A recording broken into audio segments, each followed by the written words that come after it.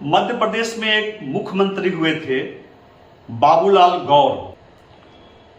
उन्होंने बांके बिहारी समाज समिति के एक समारोह में 2015 में रहस्योद्घाटन किया कि मैं यादव हूं, लेकिन अपने नाम के आगे यादव कभी नहीं लिखता हूं। यह कहना था बाबूलाल गौर का। उन्होंने कहा कि अगर मैं यादव लिखता तो मैं मध्य प्रदेश का मुख्यमंत्री कभी नहीं बन पाता। इतना ही नहीं, बाबूलाल गौर ने कहा कि अगर वे अपने नाम के आगे यादव लिखे होते तो उन्हें टिकट भी नहीं मिलता विधायक का चुनाव लड़ने के लिए। आज बाबूलाल गौर इस दुनिया में नहीं है, लेकिन जब वे रहस्योद्घाटन कर रहे थे, जब वे कह रहे थे कि अगर मैं यादव नाम जोड़ता जो कि उनकी जाति थी, तो मुख्यमंत्री नहीं बन पाते, वे टिकट नहीं पाते। उस समय भी वे मध्य प्रदेश सरकार में गृह मंत्री थे, जवाबदेह पद पर थे। और कमाल की बात है कि आज उसी मध्य प्रदेश में उसी पार्टी ने, भाजपा ने अपना मुख्यमंत्री किसे बनाया है? मोहन यादव को बनाया है। तो यह चमत्कार कैसे हो गया? जिसके एक नेता कहे थे कि अगर मैं यादव लिखता, अगर यह बात सार्वजनिक हो जाती कि मैं यादव हूं तो मेरा टिकट कट जाता, मुझे मुख्यमंत्री बनने का मौका नहीं मिलता। और उसी मध्य प्रदेश में वही भारतीय जनता पार्टी मोहन यादव, एक यादव नेता को मुख्यमंत्री बना रही है। यह कैसे हुआ?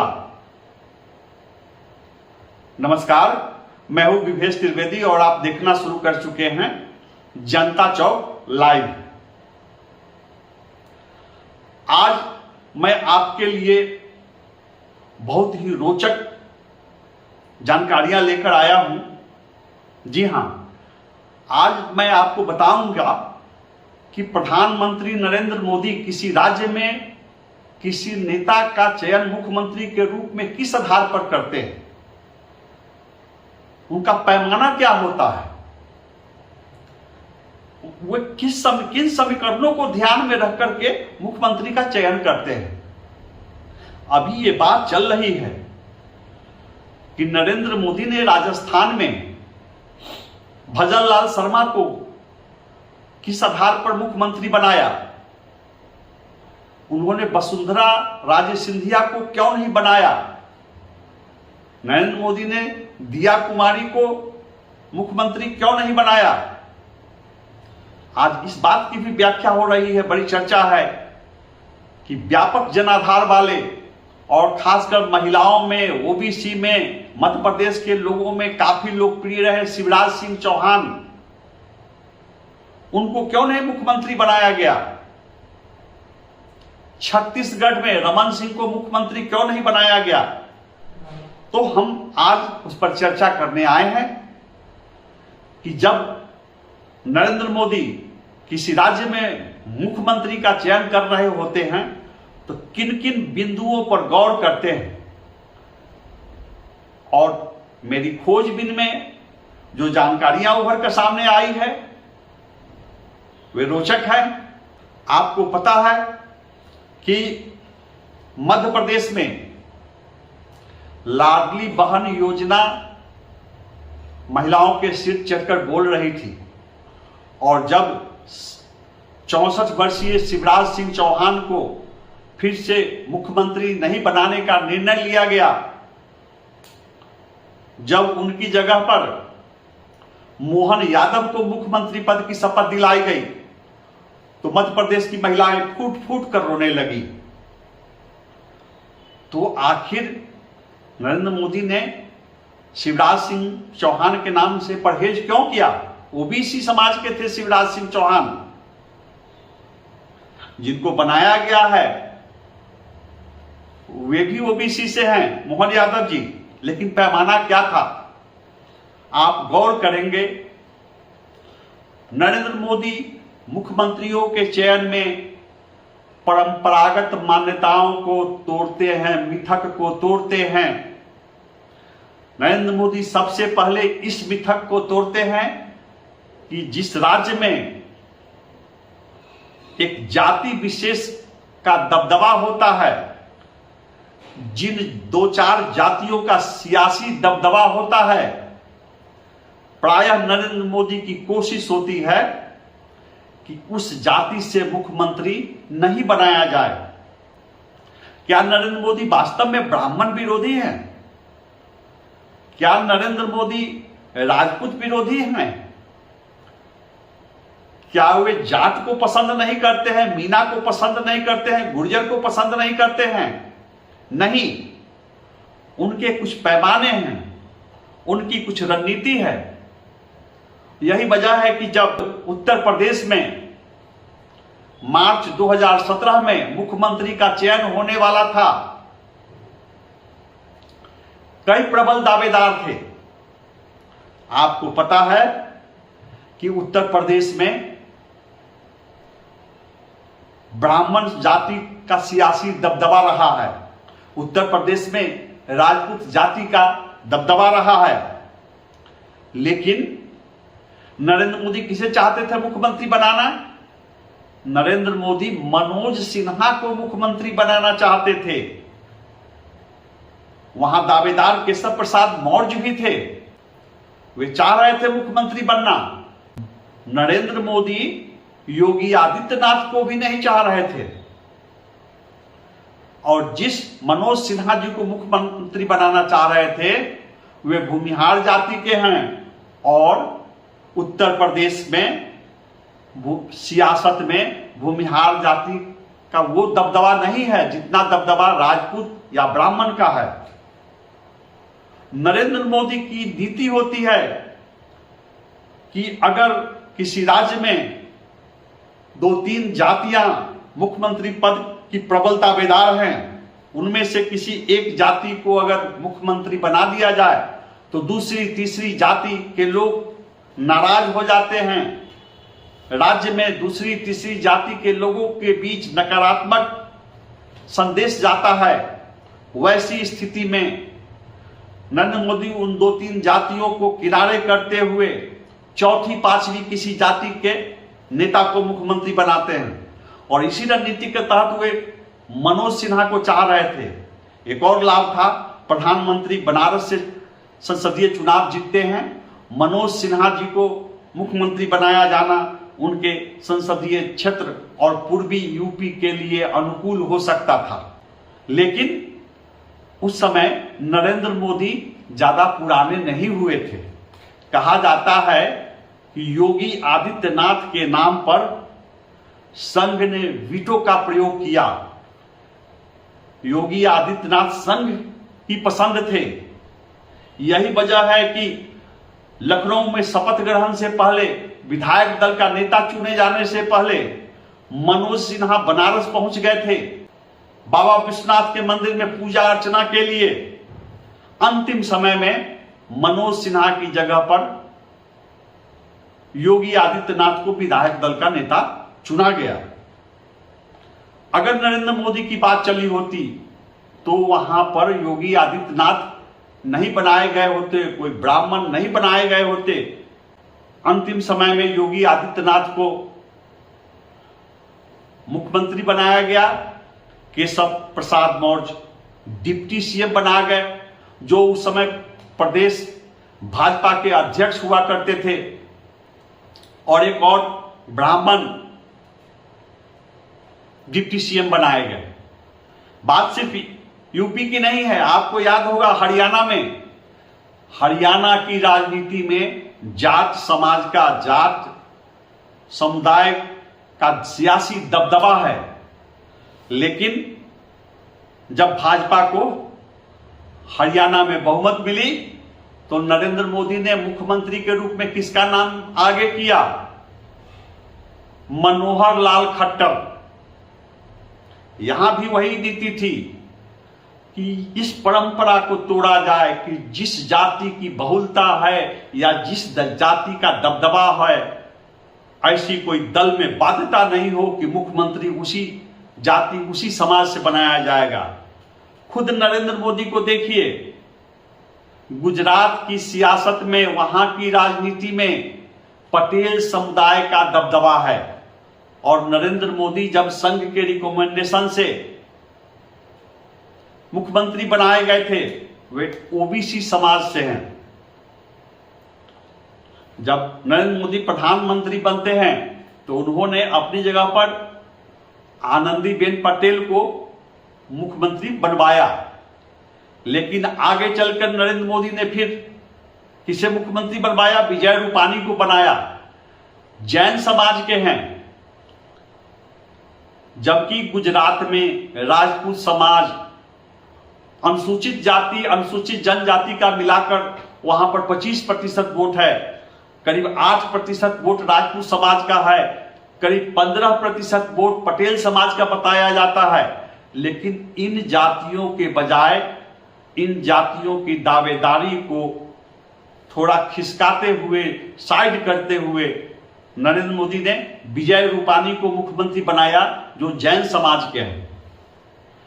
बाद के दिनों में पाटीदार आंदोलन और बहुत तरह के जातीय आंदोलन हुए, तो एक बार फिर से वहां पटेल समाज के मुख्यमंत्री बनाए गए। तो आप देखेंगे, आप याद कीजिए, बिहार में नरेंद्र मोदी के आने से पहले बिहार की सियासत में किनका दबदबा होता था? सुशील मोदी जी का दबदबा होता था, नंदकिशोर यादव जी का दबदबा होता था।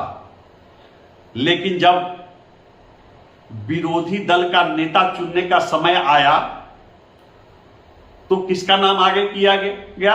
अनुसूचित जाति के प्रेम कुमार को आगे किया गया। वे बिहार विधानसभा में विरोधी दल के नेता बनाए गए थे। यह बात और है कि उनकी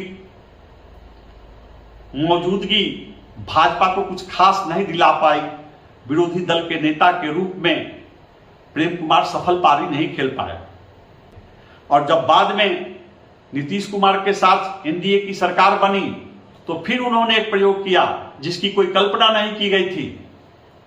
उन्होंने तारकिशोर प्रसाद को डिप्टी सीएम बनाया और रेणु देवी को डिप्टी सीएम बनाया। दोनों पिट गए, दोनों सफल नहीं रहे।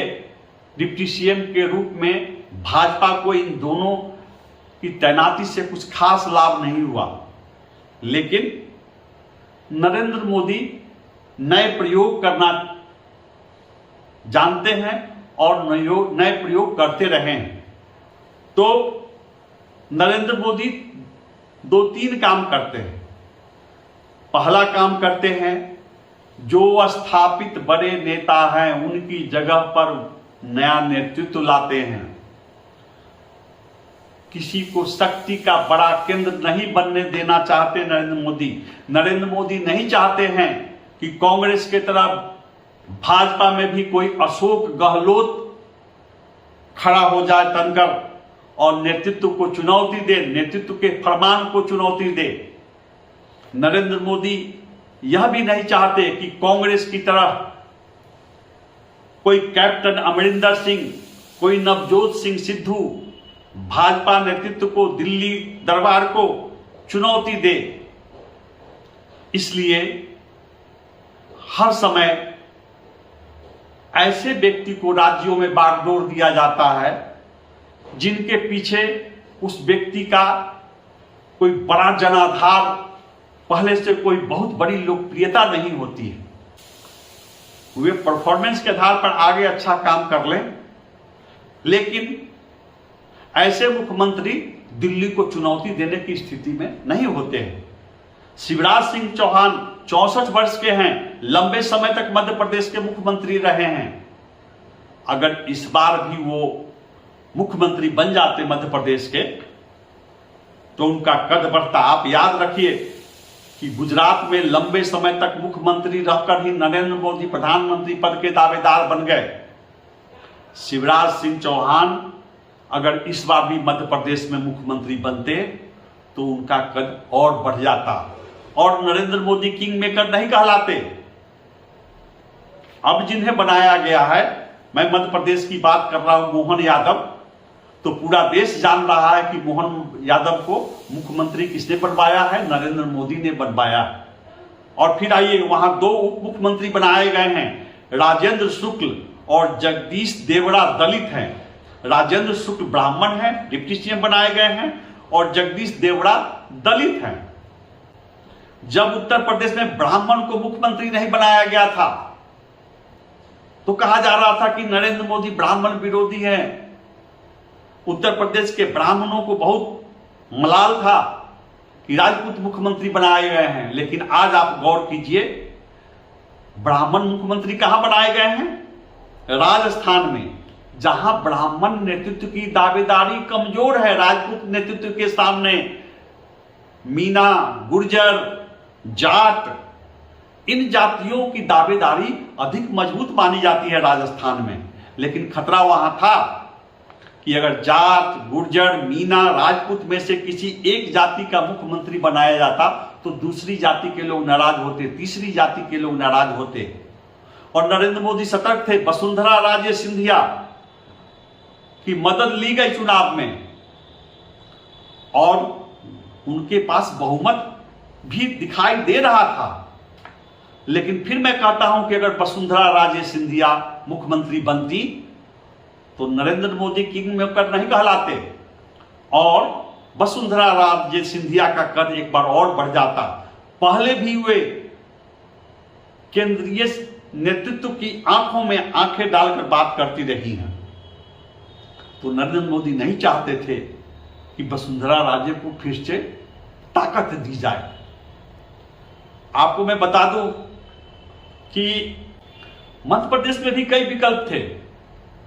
शिवराज सिंह चौहान तो खुद विकल्प थे ही, केंद्रीय मंत्री नरेंद्र सिंह तोमर विकल्प थे, ज्योतिरादित्य सिंधिया विकल्प थे। लेकिन एक नए चेहरे को लाया गया। नरेंद्र सिंह तोमर केंद्रीय मंत्री, उनको स्पीकर बनाया गया है, वे राजपूत समाज से हैं। और मोहन यादव को मुख्यमंत्री बनाते हुए नरेंद्र मोदी ने पूरे देश में दो संदेश दिया। वे यादवों के विरोधी नहीं हैं। उन्होंने ऐसे प्रदेश में यादव को मुख्यमंत्री बनाया है जहां यादव नेतृत्व की दावेदारी उतनी मजबूत नहीं है, फिर भी उन्होंने यादव को बनाया।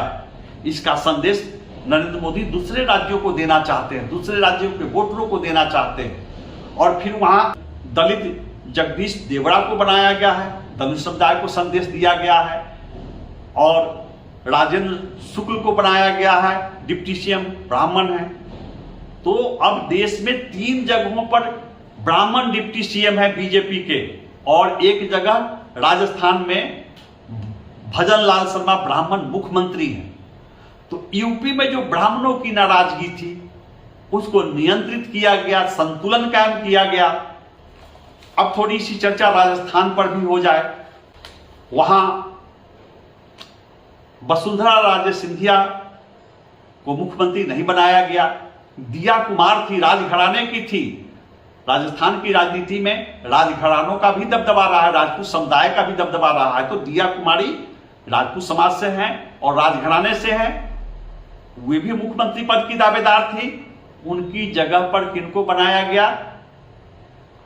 तो भजन लाल शर्मा को बनाया गया और दिया कुमारी को डिप्टी सीएम बनाया गया, ताकि भविष्य में भी नरेंद्र मोदी सतर्क हैं।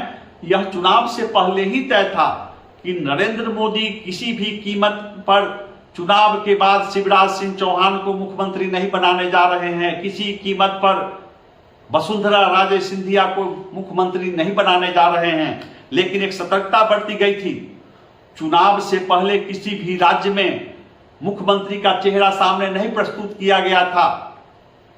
प्रधानमंत्री नरेंद्र मोदी के नाम पर नरेंद्र मोदी की गारंटी की चर्चा करते हुए वोट मांगे गए थे, ताकि कल चुनाव के बाद जब भाजपा को जीत मिले तो कोई मुख्यमंत्री पद की दावेदारी नहीं कर बैठे।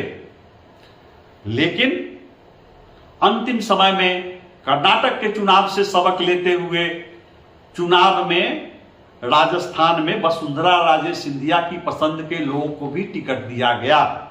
वसुंधरा राजे सिंधिया को भी चुनाव अभियान में, जो शुरू में वो कटी कटी चल रही थी, उन्हें भी लाया गया सामने। शिवराज सिंह चौहान को भी चुनाव अभियान में लाया गया। कर्नाटक वाली गलती नहीं दोहराई गई। खतरा महसूस कर रहे थे कि अगर चुनाव से पहले ही वसुंधरा राजे सिंधिया को, शिवराज सिंह चौहान को किनारे कर दिया जाए तो हो सकता है इसकी कीमत बीजेपी को चुकानी पड़ेगी। तो अब आप सोच रहे होंगे, आपके मन में सवाल आ रहा होगा कि क्या अब वसुंधरा राजे सिंधिया के दिन लद गए हैं, क्या शिवराज सिंह चौहान के दिन लद गए हैं? जी नहीं, अभी लोकसभा चुनाव 2024 सामने है। इसलिए इन दोनों नेताओं को केंद्र में महत्वपूर्ण जवाबदेही दी जाएगी। अगर चुनाव के बाद शिवराज सिंह चौहान को मुख्यमंत्री का चुनाव हो गया है, अगर शिवराज सिंह चौहान को किनारे किया जाता है तो आगामी लोकसभा चुनाव में पार्टी को इसकी कीमत चुकानी पड़ सकती है। वसुंधरा राजे सिंधिया को अगर हाशिए पर धकेला गया, उनका उपयोग किया गया है चुनाव में, तो इसकी कीमत पार्टी को चुकानी पड़ सकती है। तो इन लोगों को महत्वपूर्ण जवाबदेही दी जाएगी। रमन सिंह मुख्यमंत्री पद के दावेदार थे, उन्हें मुख्यमंत्री नहीं बनाया गया, उन्हें स्पीकर बनाया गया। तो भाजपा सावधान है, लेकिन हर हाल में जातीय मिथक को तोड़ते हुए नए नेतृत्व को उभारने की कोशिश चल रही है। अब थोड़ी सी चर्चा राजस्थान की। यहां गजेंद्र शेखावत भी दावेदार थे मुख्यमंत्री पद के, राजवर्धन राठौड़ की भी चर्चा थी। अगर आप ब्राह्मण नेतृत्व की बात करेंगे, ब्राह्मण मुख्यमंत्री की बात करेंगे, तो दो और विकल्प थे बीजेपी के पास। जी हां, प्रदेश भाजपा अध्यक्ष सीपी जोशी ब्राह्मण हैं और रेल मंत्री अश्विनी वैभव भी ब्राह्मण हैं। लेकिन इन लोगों को नहीं, एक ऐसे चेहरे को लाया गया जिनके नाम की चर्चा पहले से नहीं थी। प्रधानमंत्री ने सबको चौंकाया और एक नया नाम लाया, स्थापित नामों को किनारे करते हुए। और यहां भी 2 डिप्टी सीएम का फार्मूला लागू किया गया। दिया कुमारी राजपूत जाति की वो डिप्टी सीएम बनी हैं और प्रेमचंद बैरवा ये दलित समाज के हैं। तो मध्य प्रदेश में भी दलित समाज के एक डिप्टी सीएम और राजस्थान में भी दलित समाज के डिप्टी सीएम बनाए गए हैं। और स्पीकर किन्हें बनाया गया है? वासुदेव देवनानी, ये सिंधी समाज के हैं। तो सिंधी समाज को भी साधने की कोशिश की गई। सबसे चर्चित दूरदर्शितापूर्ण चयन छत्तीसगढ़ में हुआ है। जी हां, वहां पर आदिवासी समाज के नेता को मुख्यमंत्री पद की शपथ दिलाई गई है।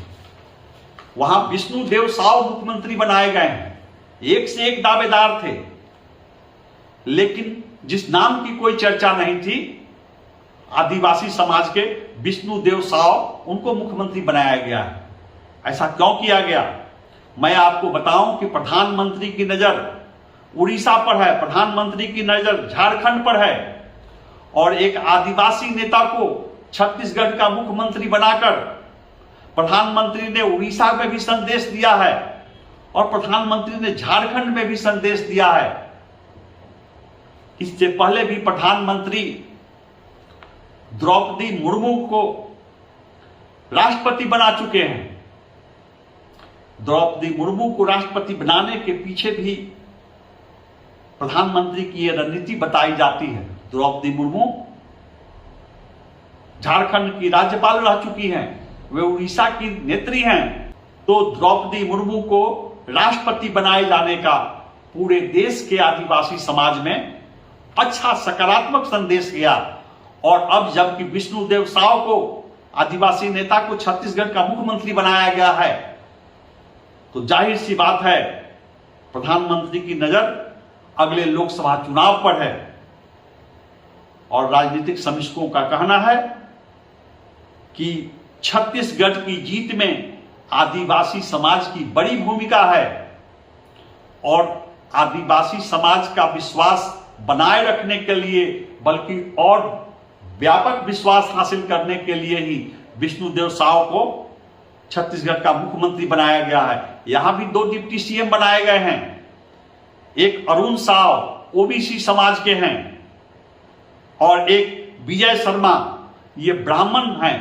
विजय शर्मा ये हिंदुत्व को लेकर चर्चा में रहते हैं। ये जेल भी गए थे।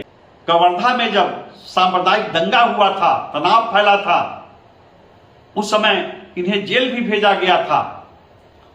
और ये छत्तीसगढ़ में हिंदुत्व के चेहरा हैं, इनको डिप्टी सीएम बनाया गया। तो प्रधानमंत्री ने एक ब्राह्मण को मुख्यमंत्री बनाया, 2 जगहों पर ब्राह्मण को डिप्टी सीएम बनाया, और उत्तर प्रदेश में पहले से ब्राह्मण डिप्टी सीएम है। तो अब आने वाले समय में उत्तर प्रदेश ही नहीं, पूरे देश के ब्राह्मण समाज में यह संदेश गया है कि प्रधानमंत्री ऐसे जगहों पर भी ब्राह्मण को मुख्यमंत्री बना दिए, डिप्टी सीएम बना दिए, जहां दावेदारी कमजोर थी। तो बनाया सभी जातियों को, राजपूत उत्तर प्रदेश में मुख्यमंत्री, राजस्थान में ब्राह्मण मुख्यमंत्री, मध्य प्रदेश में ओबीसी मुख्यमंत्री, छत्तीसगढ़ में आदिवासी मुख्यमंत्री, और जिन जातियों को अपेक्षा थी उन लोगों को डिप्टी सीएम भी बनाया गया। तो अब आप समझ गए होंगे कि मुख्यमंत्री बनाने के पीछे प्रधानमंत्री की रणनीति क्या होती है।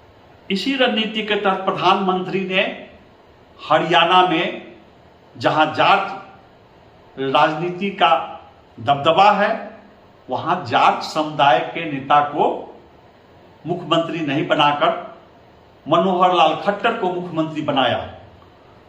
और इस बात को लेकर जाट समाज में नाराजगी है, और जो किसान आंदोलन हुआ था, दिल्ली को चारों ओर से घेरा गया था, उस समय भी जाट समाज की नाराजगी खुलकर सामने आई। और आज भी उत्तर प्रदेश, पश्चिमी उत्तर प्रदेश में, हरियाणा में और राजस्थान में जाट समाज की महत्वाकांक्षा जो है बरकरार है, और नाराजगी अपने जगह पर कायम है। उपराष्ट्रपति बनाए जाने से, जगदीप धनखड़ को उपराष्ट्रपति बनाए जाने से भी संतुलन कायम नहीं हुआ है। तो आने वाले समय में यह देखना महत्वपूर्ण होगा कि प्रधानमंत्री जाट समाज की राजनीति को, जाट समुदाय की महत्वाकांक्षा को, उम्मीदों को कैसे साधते हैं, कैसे जोड़ पाते हैं या नहीं जोड़ पाते हैं, यह देखना महत्वपूर्ण होगा।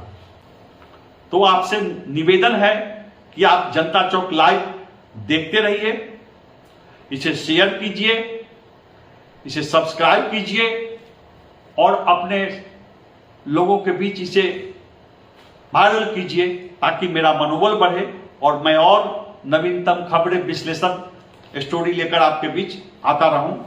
नमस्कार।